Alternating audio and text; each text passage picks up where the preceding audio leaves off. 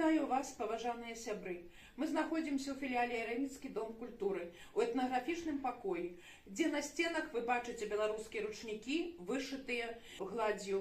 Но перш чым такія ручнікі прыгожа атрымаліся, яны былі сатканы з лёну, які праўся вось на такіх калаўротах нашых бабуль і матуль. Лён часаўся, рабіўся як валакно, надзяваўся на прасніцу, і пры дапамозе гэтага устройства калаўрота нашы мамулі, бабулі пралі нітку.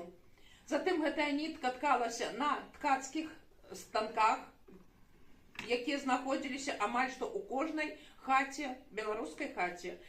Затым гэтыя ручнікі выгладжваліся, выбельваліся, і толькі затым на іх наносілася такая прыгожая вышыванка, гладдзю. Можна было вышываць крэсцікам, гэта ўсё наш беларускі лён.